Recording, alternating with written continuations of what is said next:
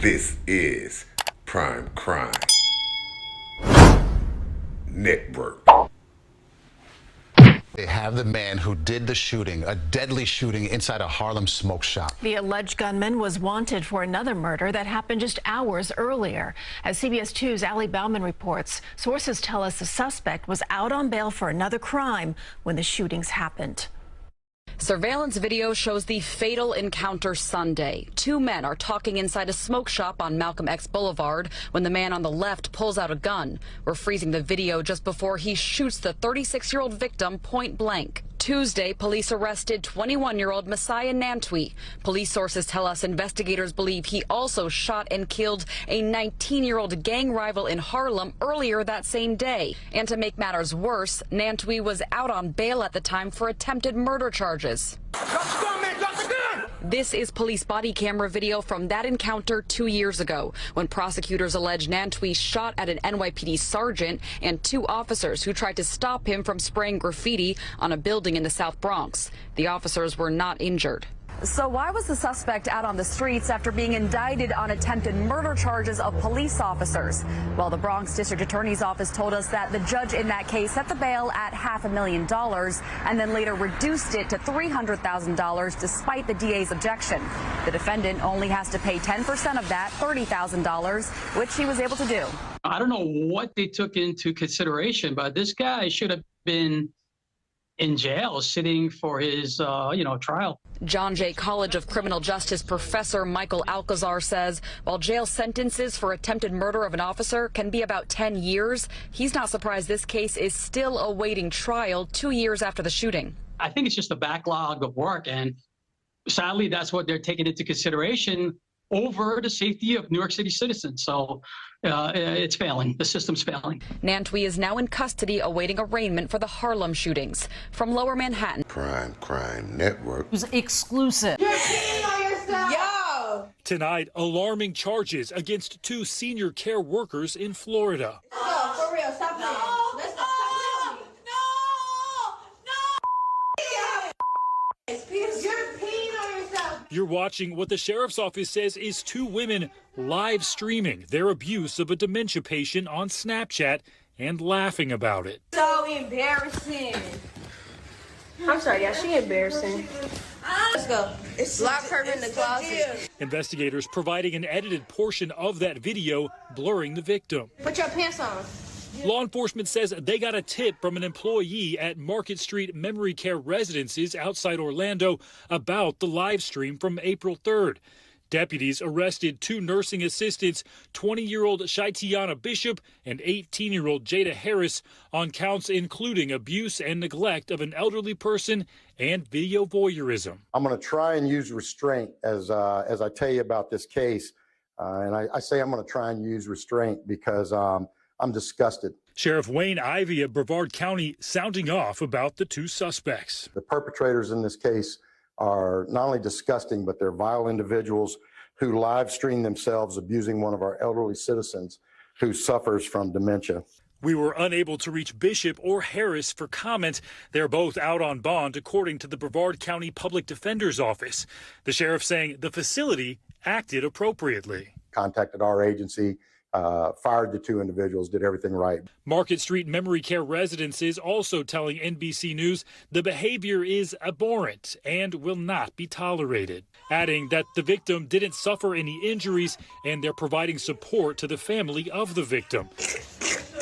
Incidents like this are rare, but Ann Sansevero, board president of the Aging Life Care Association, says she believes what we find out about is just the tip of the iceberg. It's probably more common than we know because so many elders are ashamed of elder abuse. They feel humiliated. They want to hide it. And there are warning signs to look out for to make sure your loved one is getting quality care. Is the clothing clean? Are they looking underfed? Are they poorly groomed? Is there an odor in the home, where it might be that they're not getting changed often enough? These are kind of telltale signs that the care is subpar. Stephen Romo joins us now. Stephen, it's so hard to watch that video. You feel for that patient, but you also feel for her family who were paying for those services. So what are some of the warning signs? I know we heard them there at the end in your piece. And if you are worried about your loved one, if they're being mistreated, what can you do? Yeah, it's hard not to be worried after watching something like that. These people often so vulnerable in these homes. That expert we talked to said the best thing you can do if you sense a problem to go straight to the administration and talk to them about it and be ready to escalate that as is necessary. Yeah. They also say that one good thing you can do is just these surprise visits. Just show up unannounced, not your regular time to visit, to see how things are really going on at that place. They also say, the sheriff's office said, if you're watching a live stream, if you're scrolling through social media and you see something like this, report it to police. Don't just be disturbed by it and move on. There could be a crime committed here, so make sure you let them know. Prime Crime Network. It was exclusive. Grief counselors are at a school in Philadelphia's Tioga neighborhood this morning, where the community there is mourning a beloved teacher as police in Montgomery County are trying to find her killer. Our Ross DiMattei is joining us live from the scene in Sheltingham Township with what investigators have uncovered so far. This is gut-wrenching, Ross, with her son right beside her at the time. Yeah, absolutely heartbreaking this story is. Janelle, good morning to you. Investigators have identified that victim as 35-year-old Rachel King of Elkins Park. They say she was waiting in line at this Dunkin' drive-thru along with her 11-year-old son when she was shot and killed. And this morning we're learning she was not only a mom, she was also a teacher too, who was beloved by her students and will certainly be missed by many people. Take a look at this video here, especially this picture, because investigators are looking for the driver of this light-colored sedan after King was shot and killed around 8 o'clock yesterday morning. Video shows that she drove her Ford Edge through the drive-thru of the Dunkin' in the Melrose Shopping Center. Investigators say that light-colored sedan was seen driving directly behind King's vehicle and then parked a short distance away from her. And that's when they say a man got out of that car, walked up to King's car, and fired multiple shots through the driver's side window before taking off. The Montgomery County DA's office believes King was targeted, but haven't said why. Very frightening.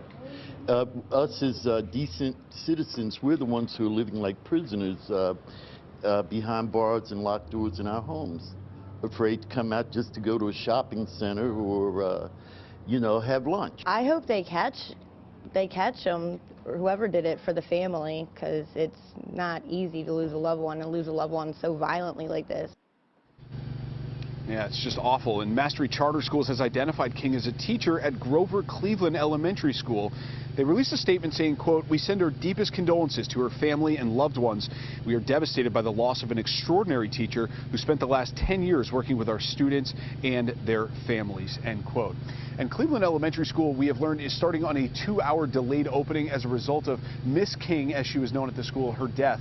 And we're told that there will also be extra guidance counselors, different social workers there to help any students or staff who may be grieving Miss King's loss. And guys, we recently came across a post in the yearbook there at Cleveland Elementary School spotlighting the work of Miss King, who was a history teacher there. And she herself wrote, quote, "Seeing my students become invested in learning about history makes my heart smile." So clearly this is a woman who cared deeply.